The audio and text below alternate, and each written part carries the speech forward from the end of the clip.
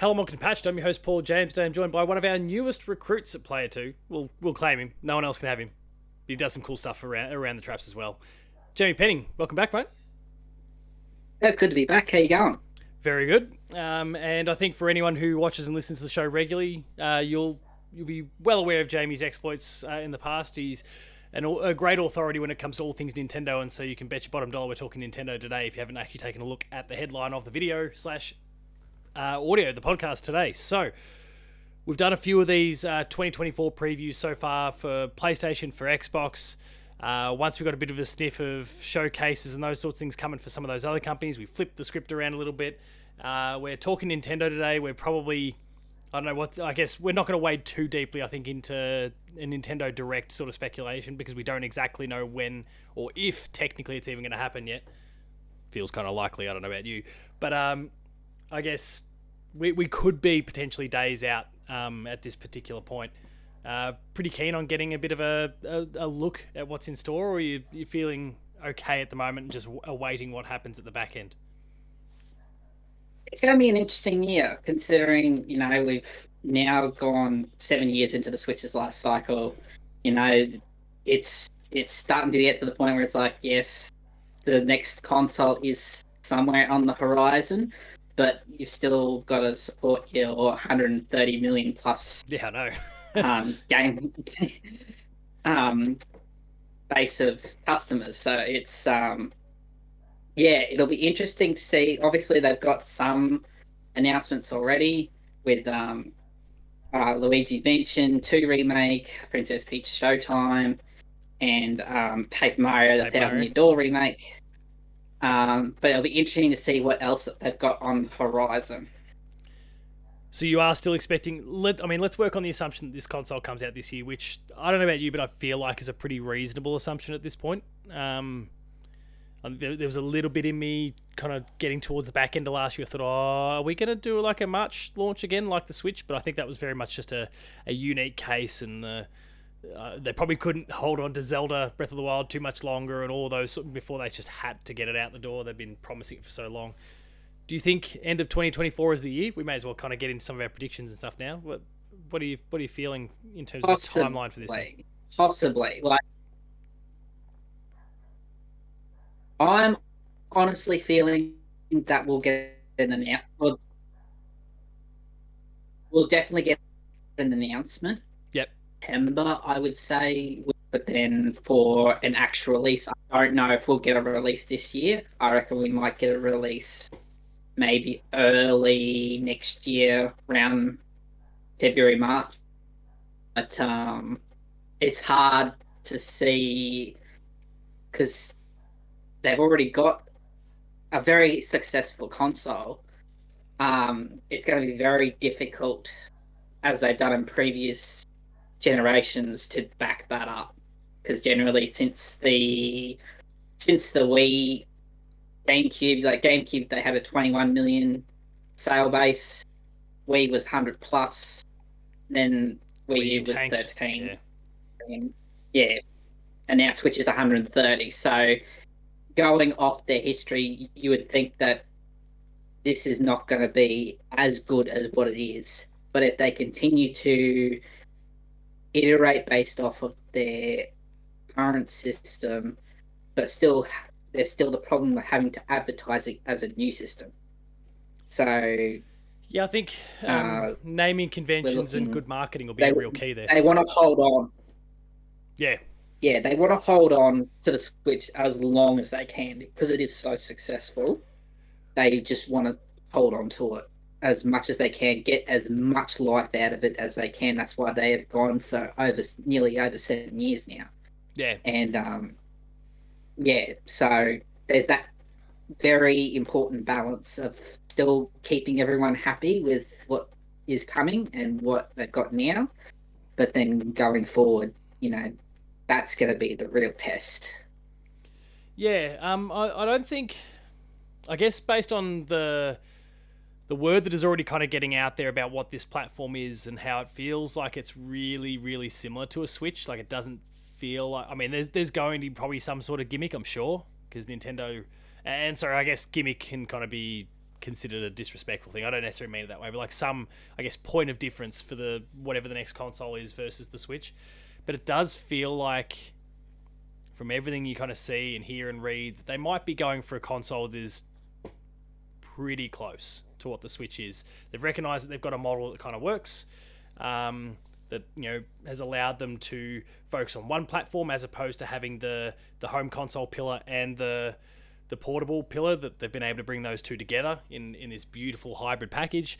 And I don't think they'll necessarily want to deviate from that too much. So I think at its core, we're going to see those, I guess, some of the Switch qualities still present. Certainly that ability to kind of connect at home, connect on the go, or play on the go. But then, whether I mean, you hear some people go, "Oh, they're going to go 2 screens again," and like I don't, whether all that sort of stuff happens, don't know. But there's certainly a bit they can do with the platform. And look, I'm personally of the mind that it's going to be like we might get this announcement in that May-June sort of window, and the console's out, 3-4 months later, kind of that October. 3 months later. Yeah, that October, maybe sort of ballpark September, October. And I'll even throw out that I think maybe the 3D Mario is what kind of launches alongside it, which will be a beautiful blast from the past. With Mario 64 obviously doing the same. That was the last kind of core Mario to launch with the what is a core Mario? That's maybe not the right wording to use. Like a but a big 3D platform on Mario. Big 3D one, yeah. Yeah. The grand scale. It's definitely because obviously Super Mario Odyssey was 7 years ago almost, so 6.5 at the moment. So it makes sense that the lead title on the new console will be a 3D Mario platformer. In the vein of Odyssey or previous sandbox titles. Yeah, and I mean, how sandboxy they go could be a whole other thing as well, because we've obviously seen them flirting with some ideas when you look at Bowser's Fury, that was attached obviously to the Mario 3D World's remaster. Whether they kind of looked at the that game got a lot of positive buzz, or that I guess mode spin-off portion of the game got a lot of positive buzz. I for one really enjoyed what they were doing there, but not to say that I necessarily love go open, it's just one big open world, but like I think it worked. And worked really well. Whether it's enough to be a full game in them, and whether I don't think Nintendo will be short for ideas, but whether they think they can make it work across a full size, full scoped Mario experience is, I guess, a different question entirely. But you can see them messing around with ideas there, and I feel like that was with the goal in mind of getting a new one out. When did Bowser's Fury Mario World come out now? Was that 2-3 years ago? No, I think it might have been 2021 maybe. So I mean that's a fair way back in the rearview mirror now. So let alone the fact that again it was only kind of like a half a Mario game in terms of its size and scope. So I'm pretty sure it did at least 6 million sales. Yeah, it was very successful for what it was, for being a re-release of 3D World. Yeah. So, as well it should too, because Mario 3D World was kind of criminally underplayed due to the lack of success of the Wii U, and I'm thrilled that it did really well there. And certainly, it was an idea that got in the hands of millions of people, and I'm sure was very well received by critics. And anyone else in kind of my little bubble, if I just get all anecdotal, anyone else in my little bubble seemed to speak very highly of it. Whether that was the case across the board, I don't know, but Nintendo will have collected their data. I think that's the game to kind of launch with the Switch 2. The other half of it is probably the naming convention though for this platform. The Wii U was such a confusing thing, and it was marketed so poorly at launch to the point where people thought, and it was mainstream media, but they're ultimately the ones that up to this point, mums and dads and grandmas and grandpas, that's where they get their games news from, is when it a new console's announced and their local news station or newspapers talking about it. It was kind of, people confused the Wii U's tablet as being a peripheral for the Wii, and so they I don't really think that I need that idea, or they've moved on from the Wii, don't need to buy it, boom. Let alone the fact that just the marketing, the name, a lot of it kind of stuck.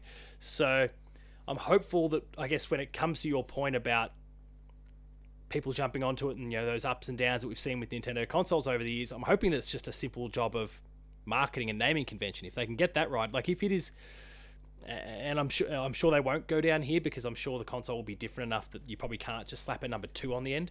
But hypothetically, if they said Nintendo Switch 2, I don't think anyone's looking at that going, oh, I think that people very clearly understand that is a different console, and I need to jump back in again. You don't have that Wii U confusion, I don't think, and so they can continue to ride that Yeah, wave of momentum and have some good games alongside it, and you're off to the races. And we probably don't have this issue again. yeah, yeah, exactly. If they can market it properly and give itself a name that differentiates itself from the original Switch, but still keep it close enough.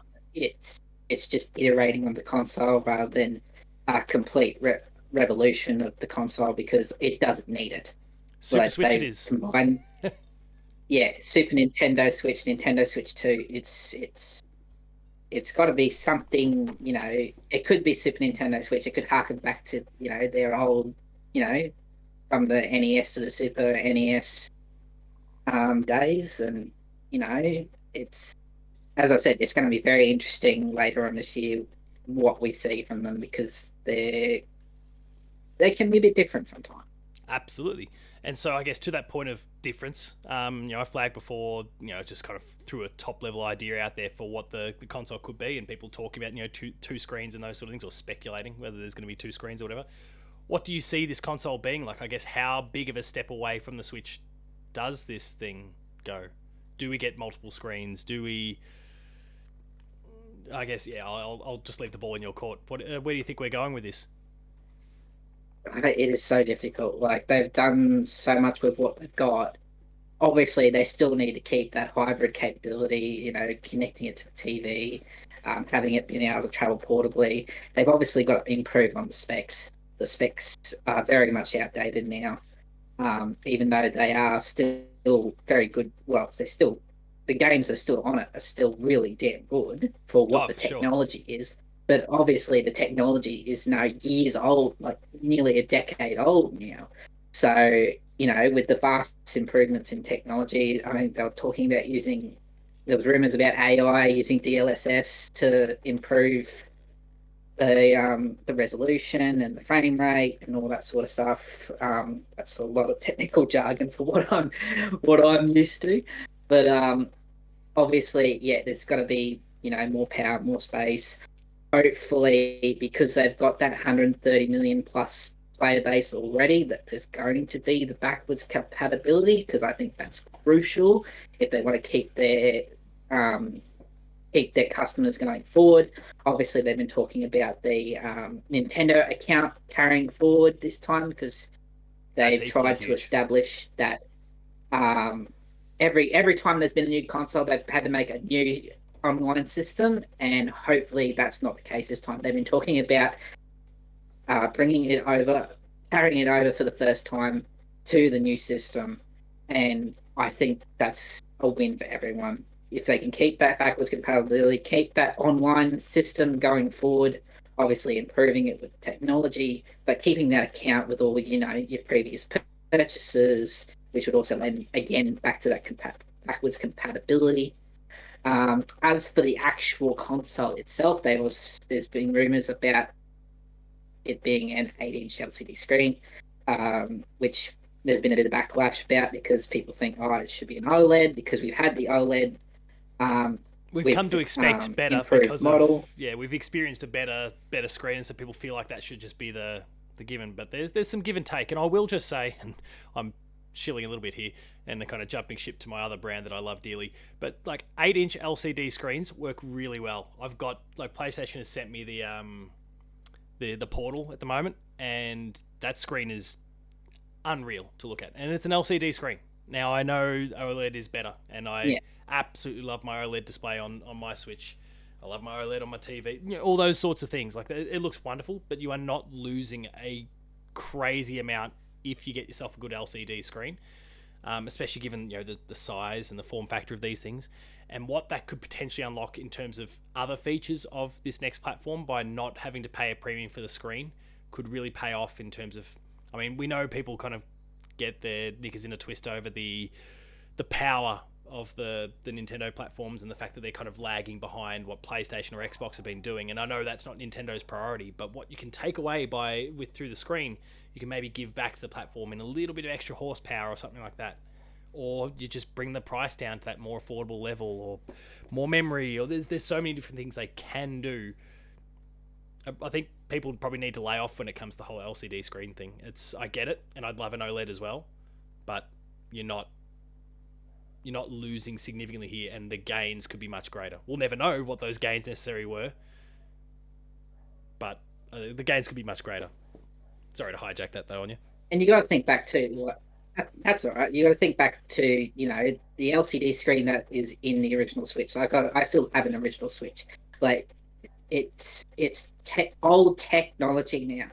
But now we've got as you said with the PlayStation Portal, we've got much crisper LCD screens. It's not the be all and end all that everyone seems to be making it out to be. So I think people just need to wait and see and actually just try it.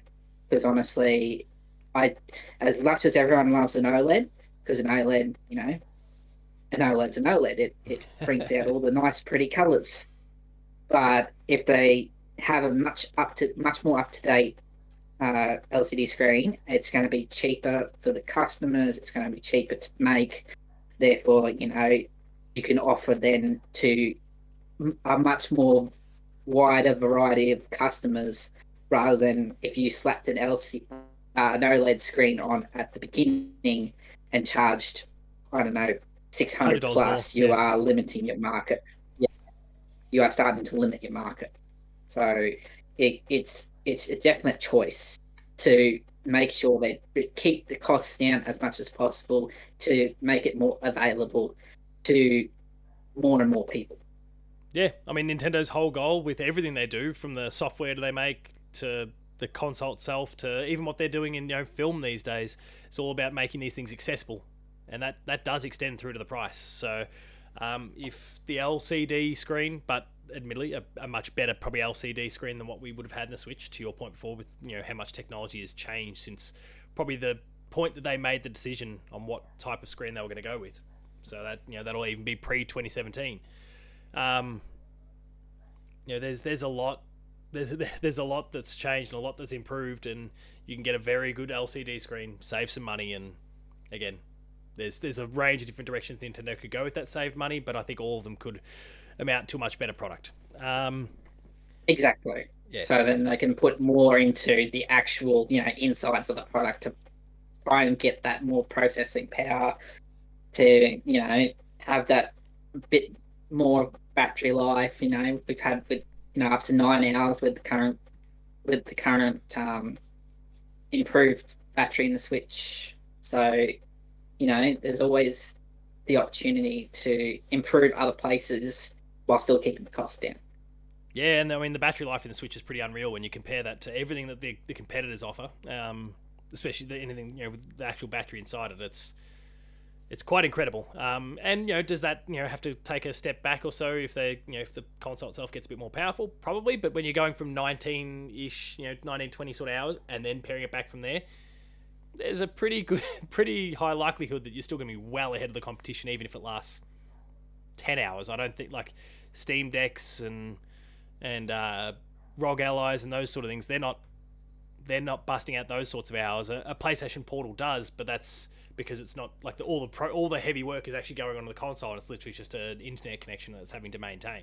So that's like they're not comparable. I'm gonna nip that in the bud for anyone who wants to throw that in the comments now.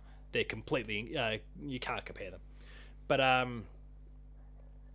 yeah, I'd be okay with losing a bit of battery life to be offset by whatever. And I think all of this is the whole Nintendo thing, from the price to battery life to, it's all about, okay, take from here to give to this, and it's a whole balancing act. Exactly, and that's what they are very good at maintaining, and hopefully, leading up with the, as we said, the marketing and the advertising and the actual showing of the product, and making sure that everyone's informed of exactly what's going on with this new thing, then then fingers crossed they're actually onto a winner once Yeah. again. On the software side, there's obviously we've touched on Mario already. There is an elephant in the room in the form of Metroid Prime 4 that is still. When did. Was that announced in the same year as the Switch? Was that 2017? And then we obviously got the retro, like 20, the change up later on? yeah, E3 2017 was when Metroid Prime 4 was announced. But everyone says, well, why did they announce it? Because they also announced Metroid Samus Returns for 3DS. Then that was 4 months into the Switch life cycle. So there was already people up in arms about Metroid Samus Returns being on 3DS and not on Switch. But then they've also had to put out, oh, look, we're making this one as well for the Switch. And then they restarted development back in 2019 on that game as well. So it's been back to retro. It's been over 5 years now, and yeah, it went back to retro. Obviously, Retro put out Metroid Prime Remastered last year, and that was absolutely fantastic. And it just shows that they have the ways to make a new Prime. It's just taken them a very long time to get that team back together.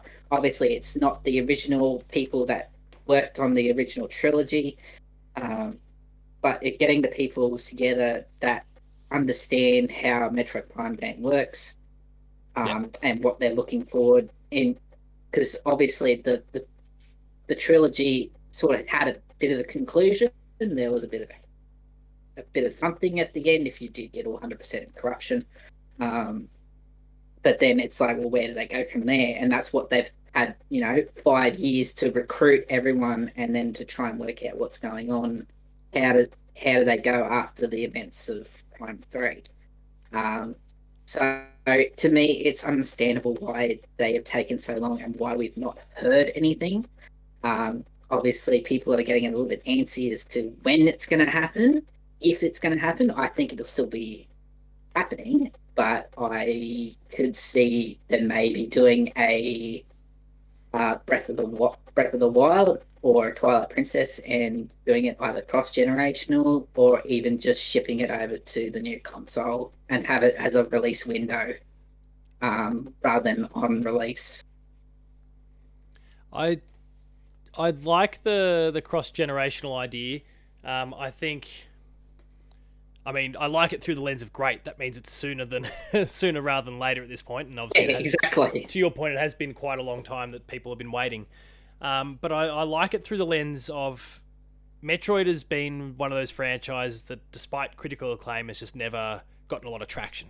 Metroid Dread might be even the best-selling game in the franchise, and as is the case for a lot of games that have launched on Switch. But it's the Switch bump. But it's still not. If I took a moment to check the numbers, like I know the numbers still aren't brilliant for Metroid Dread.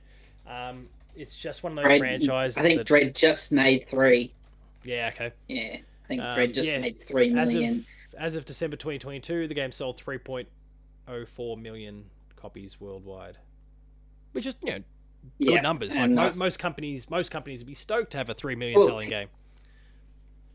But considering they've done the same with Fire Emblem too, and Fire Emblem's only a 3 million sale game as well. So they've got these like A-tier franchises like your Mario, your Zelda, your Pokemon, all that sort of stuff, and then you sort of got like the tier down, which is your Fire Emblem, your Kirby, your Metroid. So that they've got these different tiers, and obviously a Fire Emblem game or a Metroid game is not going to be as successful as what a Mario or a Zelda game is. Yeah. Like, they're just completely different ballparks. They appeal to completely different people. So I don't see, 3 million as the highest selling game to be a turn off for the franchise. No, I see that. I see it 3 million. Sorry, 3 million is successful for that for the franchise. Yeah, I think it's great. Dread was very well received by everyone that played it. I loved Dread when I had a chance to play it.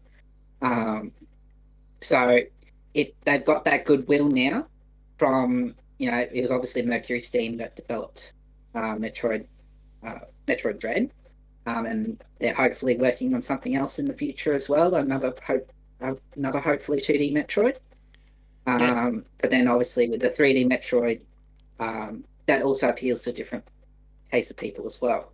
So I mean, my big hope is that if you or we're right about the console either launching with the new platform or maybe straddling both. I'm wondering if that's the opportunity in terms of, again, there are these different tiers, and you're absolutely right in what you're saying. But I'm wondering if there's this opportunity for the franchise to really explode that would come with launching at the launch of the console, because obviously it's a bit different to kind of, I guess, any of their previous kind of prime releases, or I mean none of the others have actually launched with a platform. Um, it's like there's a real opportunity here, I think, with kind of Nintendo fans continuing still to this day. Like, there hasn't been a drop off in terms of the pickup of new first party Nintendo titles. People just continue to go for them day and date. We see it with the biggest franchises, we see it with the smallest ones. I'm hopeful that with a console and there being a lack of games there. Again, we've spoken about a core 3D Mario as being a possibility, certainly something we're hoping for. But if if they launch the console and they've got 3D Mario and they've got Metroid Prime 4 plus some third party stuff and whatever else might come along with it. I mean, firstly, that's great for the launch of the platform because there's two stellar first party exclusives straight out the gate. But also, I think is a really great opportunity for Metroid to get picked up by people who maybe wouldn't have picked it up before, because there's a vast library of games that are available and maybe kind of slips their gaze. In this instance, it's right there. It's hard to miss because there's not that many games around it. Mario won't soak up the entire spotlight as much as, it's going to be, I'm sure whatever it is will be a brilliant game, and probably a game of the year contender, and all the sorts of things we come to expect from it at this point. We're projecting about a game that we don't have, hasn't even been announced yet. But I think it's an opportunity there for it to get seen by people where it wouldn't before. So I'm really hopeful that there's an opportunity in the franchise for the franchise there as well. Speaking of other franchises, though, let's start with the other really big top dog, the one that has absolutely been the most successful franchise for Nintendo across this last generation, Zelda. When do we see that franchise surface again? There's lots of I guess rumor mongering going along. There's also, I guess, there's the possibility that we maybe see ports of somewhere along the way of Tears and Breath of the Wild. There's speculation about an Ocarina of Time remake. There's still people longing to see Twilight Princess and Wind Waker get off the HD remasters get off the Wii U. They're one of the few exclusives that are still stranded on the Wii U at this point. What do you see happening next for Zelda, and I guess more specifically, when do we see Zelda pop up next? that's difficult because we had Breath of the Wild come through on both Wii U and Switch in 2017. We then had to wait quite a long time The entire generation, for Tears of the basically. Kingdom. Yeah, pretty much 6 years. We did have Link's Awakening remake and Skyward Sword remake during that time as well. So it makes sense that we'll probably see a remake or a port of something in the future. Because honestly, I don't see a brand new Zelda for probably another at least 5 years. So that'd be well into the next console. So what's that? That would make it at least 2028. Yeah. where we're sort of going right down the future now. But in the meantime, it wouldn't surprise me to see a port of some kind of, it could be anything. It could be a remaster of Ocarina of Time. The CDI games come back. Yeah, everyone wants those, that's for sure. But then you've also got Wind Waker. Wind Waker's beloved. It's been locked. It's not so much locked on the GameCube, but then it came out on Wii U. Obviously, the player base is a lot smaller on the Wii U, as we discussed earlier. Well, that's the thing for Wind Waker. It's been kind of stranded on two of the poorest performing Nintendo platforms in the GameCube and the Wii U, and so it hasn't had this opportunity to just be showcased to 100 million people. As Twilight Princess did, obviously launching with the Wii and so many other Zelda games. Obviously, some of the most recent ones as well in Breath of the Wild and Tears. That more than any is Exactly. almost the game. Like, you Yeah. just want it to get. And obviously, there was so much negativity and rubbish around the game's visual style when the game first launched. I think a lot of that has dissipated these days. But you just want it to be Mm, sitting there in front of 100 million people and see as many of them as possible picking it up. So exactly. And just looking on that bright LCD screen that we were talking about earlier, it's just going to absolutely pop with brand new technology coming back to giving it that much brighter, crisper look that yeah, that came with the original game and then was HDified when it came out on Wii U, so many years ago. So Wind Waker definitely is on the cards for a remake. It could also be a remake of a Game Boy or yeah, a Game Boy Advance game. Say for Minish example, Cap. the Oracle of Ages and Seasons, Minish Cap.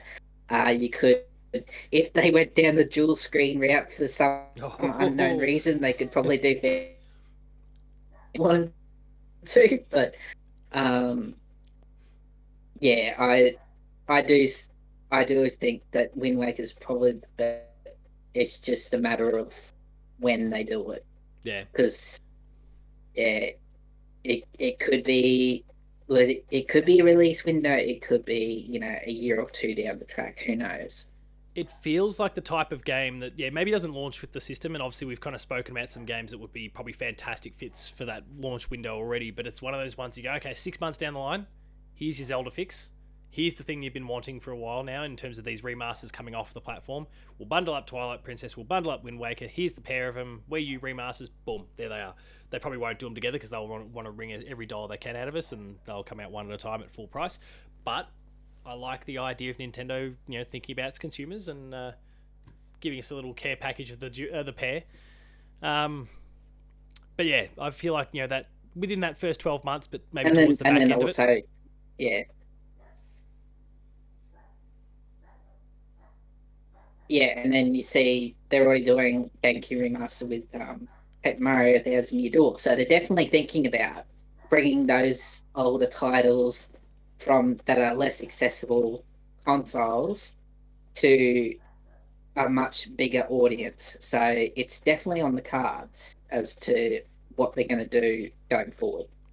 Which can segue us across to another Nintendo franchise, a more recent one in terms of, I guess, it becoming prominent, but Xenoblade. And I reference that off the back of it because obviously that is a game that is also stranded on a console. There's Xenoblade Chronicles X that's kind of stuck there still on the Wii U. Um, that game, but also the franchise more broadly, he's getting a prop. I'm all for this. While you're finding that though, I guess where Xenoblade Chronicles X, like what there it is, one of yours and my copy, probably one of the 10 that were sold, unfortunately. Where do we see things Exactly, going for? brilliant game. I just Where do we see Xenoblade going at this point? We've obviously had quite a few. I mean, we've had the remake of or remaster of 1. We've had 2 and 3 come out. We've had a lot of Xenoblade this generation. Does it slow down for a little while? Do we finally get that X remaster? Fourth game? What do you kind of see happening next for the IP? yeah, they've Monolith Soft have always talked about that Xenoblade Chronicles X was always going to be a struggle to remake. Whether it's the systems of what they did with the online functionality, or if it's just the interaction between the gamepad, and because the gamepad had the map and you could do all sorts of different things on Yeah, it. Um, so they'd have to separate that out as well somehow while still doing all sorts of other things. Yeah, I would love to see Xenoblade Chronicles X come back because it's the one game that I wish I could finish. Um, Played through it twice. I put 70 hours into it both times, and I still haven't finished it. So I would, I would love just to have some way of taking it with me to actually finish it. Whereas obviously they've brought pretty much every single Xenoblade game now to Switch. Switch. So apart from X, so they've literally got every part of the series except for like the early Xenogears. Yeah. Um, so if the Switch continues to have this backwards compatibility, then we're probably more likely to see a brand new entry. Um, Three was amazing. Xenoblade Chronicles 3 was amazing. I absolutely loved it. That was 2 years ago, roughly now. Um, so I would love to see an entry, fourth entry, as to what they're going to do. I have no idea because I'm not so familiar with the first two. Yep. But yeah, I can definitely see a fourth entry at some point. Just it's hard to know when. Possibly a year or two in. It does take like XC3 was 2022, so we might be waiting a year or two at Yeah, we might. least. Yeah, bit of time before I think something else gets revealed. But we've got to make sure something happens because, as I'm sure you're aware, and the listeners are too, that Matto's kind of become a bit of a Xenoblade Chronicles fan. Been playing Xenoblade Chronicles 3, and he doesn't play JRPGs. So we need more of this franchise to keep him on that side of the fence with us. But obviously, yeah, whatever it needs to be, I think it'll be great to see it, but it might be a little way off unless it is a remaster of X. Then I think like a next core entry is, to your point, probably 18 months at the earliest. Um, Yeah, but we'll see how we go. Obviously, there's heaps of there's other franchises. Oh, sorry, probably go on. yeah, Sorry, go on. there's probably yeah. I was about to say there's probably at least one more franchise that we need to talk about in regards to the new Switch, and that would have to be Animal Crossing, because Animal Well, yeah, Crossing was probably one of the most successful franchises um, in the Switch era, with New Horizons selling, nearly 50 million plus. is it that high now? Obviously, it Holy got crap! that. Yeah, it is. It's insane. Um, Obviously, it came out at the perfect time for everyone. The only problem is that because everyone got to sink so much time in it, they didn't get the time to put. They had to like fast track all the updates, and then people wondering why is there no more content, because they just had to basically push it all to get it in, and then they had nothing else left. So Jesus, yeah, 40, um 43.38 million copies as of September 30, 2023. and they'll be updating that probably in the next week or so. So wouldn't surprise me if we see it closer to 45. 45, yeah. um so it goes without saying that it probably would be possible to get an Animal Crossing game on release, because that would absolutely blow up, I reckon. Probably not to the extent that New Horizons was, because New Horizons had that COVID pandemic boost, because it just came out at the perfect time for that sort of thing. But it's Animal Crossing is a juggernaut now. It's Yeah. very successful for Nintendo, and I could see them pushing for a brand new one on release. See, I could see him pushing for one, but also I could see them holding off a little bit. Not some sort of crazy amount of time or anything like that, but I could see it being that. So let's I guess work on the assumption it's late 2024 for just the sake of this argument.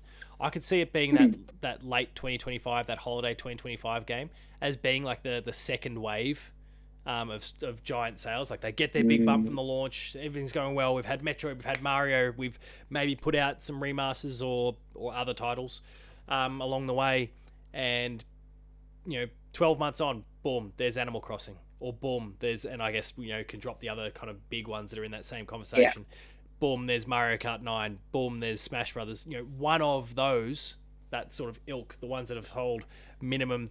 Smash Brothers has sold 32 million. Mario Kart's sold 57 million. Any of those three is just going to be enormous for their respective audiences, and I feel like that is the right time to go. Okay, we're not. You thought we'd had our good launch and we've launched Mario, and you go, oh, Zelda's a mile away. Nah, boom, here's the one that's going to attract tens of millions of people over. I definitely agree with that. Especially if they launch it closer to a holiday window, then um, it could definitely go for that November release in a year where it can absolutely get that kick into Christmas, Yeah. into the Christmas period. So, no, I can agree with that. Let alone Um, the fact that there's probably a Pokemon variable definitely somewhere in could that get, mix too. yeah, that could be somewhere as well. It's becoming a 3 yearly thing for brand new Pokemon games, but with some other titles mixed in between. But yeah, it's that's going to be another one as well that pushes the new console forward.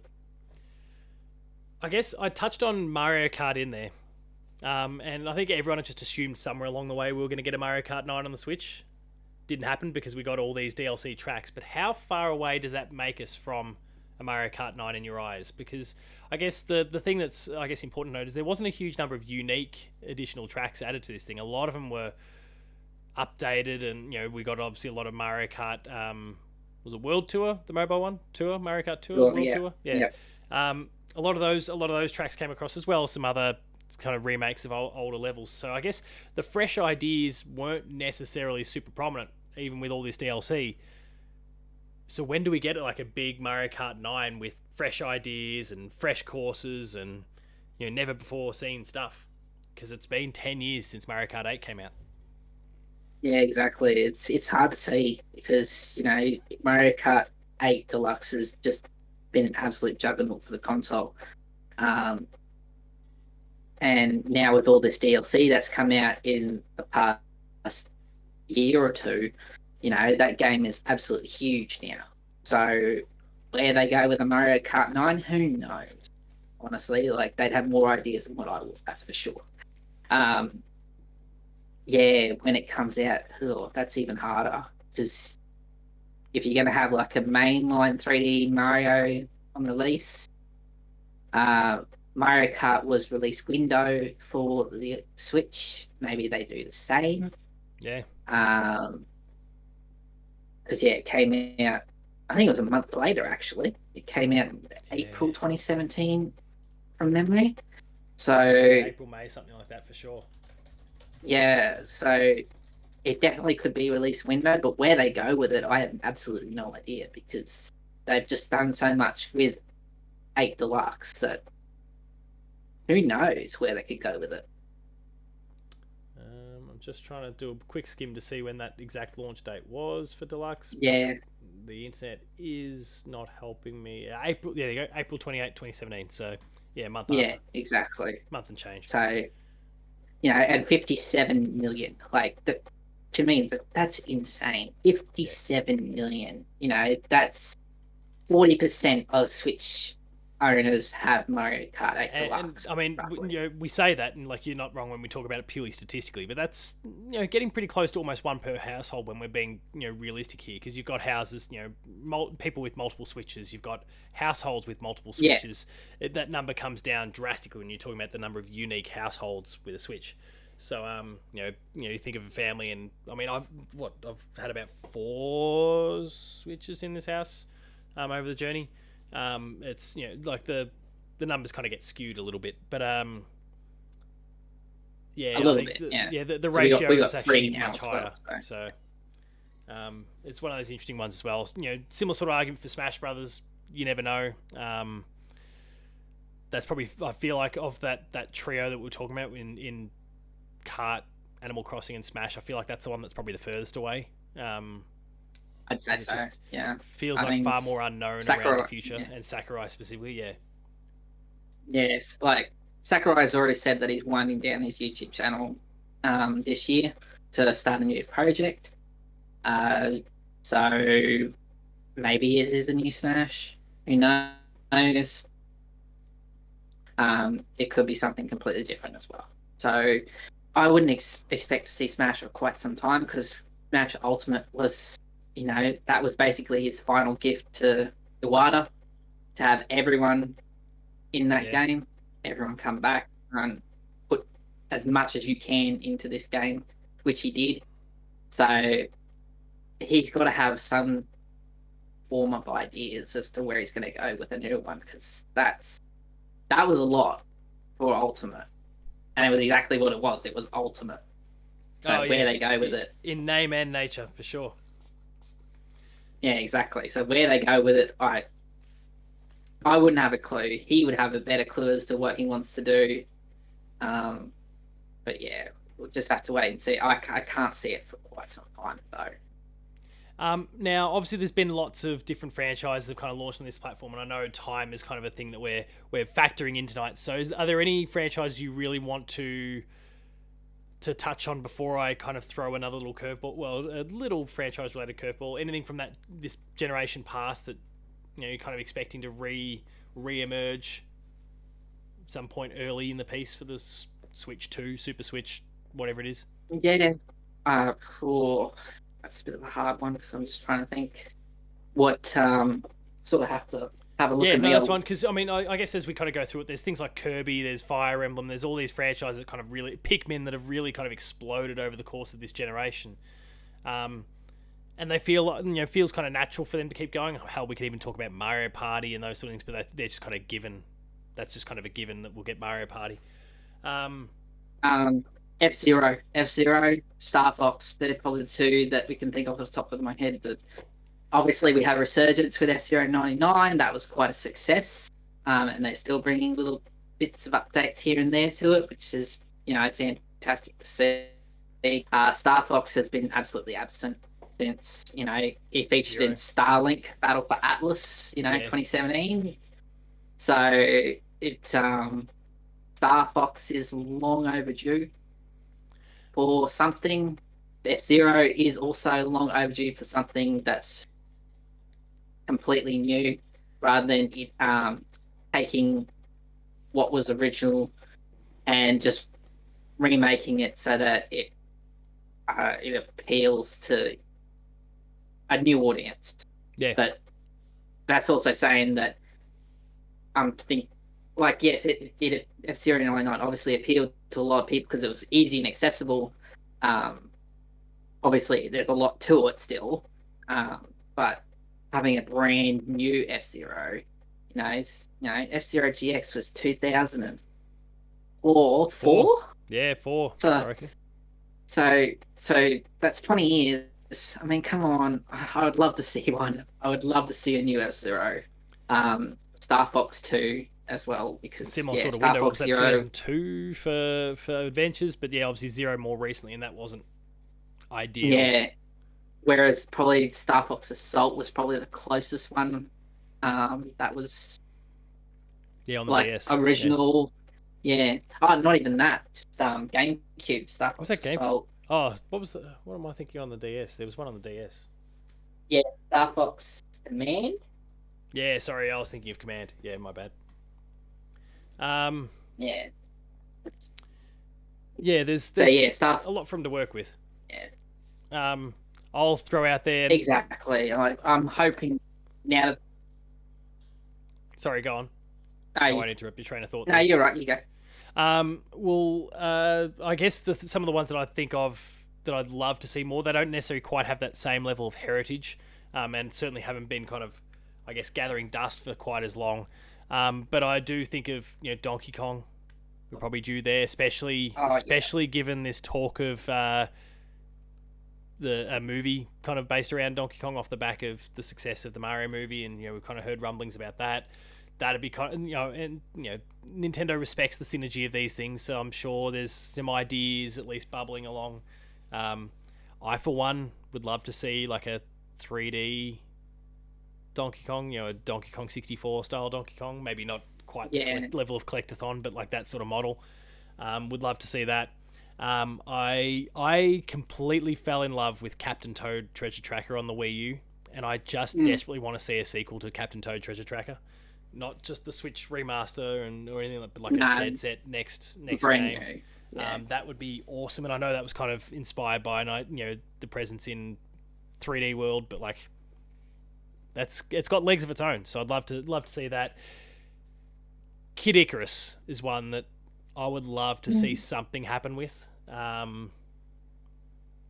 That's obviously one of the ones that does have that does take us way back to Uprising. What was that, 2000? 12, I think. Yeah, something like that. Yeah, we're certainly beyond a decade at this point. Um, like there's a collection of franchises I'd love to see a little bit more of, because I think we can expect that we'll just see more Fire Emblem. That's got its own momentum now, and that'll just continue on. We'll see Pikmin, because I think that's really started to finally get what I've long wanted it to kind of get in terms of its popularity, and now it's really starting to take off. And obviously a lot of the other franchises that we just kind of come to expect that's going to do its thing from Nintendo. Splatoon will be a feature, I'm sure. Yeah. But there's the intrigue, and this is something we can't really predict. But you're hoping that Nintendo has some new IP along the way as well. I mean, ARMS kind of didn't get the acclaim and sales that it deserved, but I thought it was a brilliant idea, really really fun idea. 1-2 switch sort of ideas they can probably throw in the bin. But they've kind of, even in generations where there's been an abundance of Mario or Zelda or whatever the case happened to be, there's always been one or two new IP that kind of gets introduced. Yeah, we're having the same thing. Is it real hot up your way as well? I'm getting completely swamped by bugs tonight, and I've got my little zapper here. It's not working. I'm just hopeful that we get another.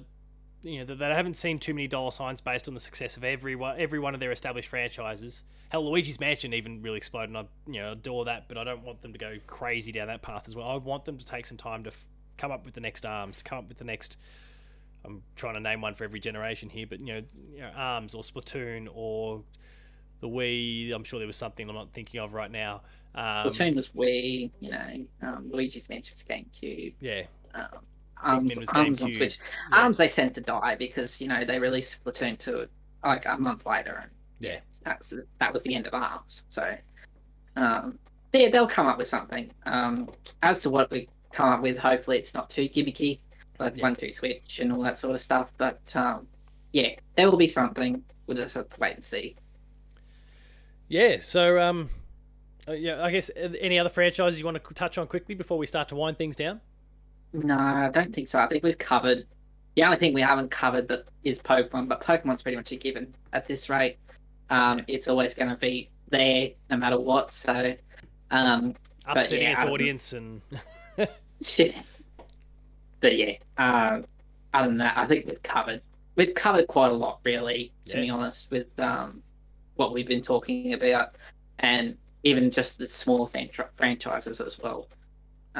So. Yeah, no, I think it covered quite a lot, really.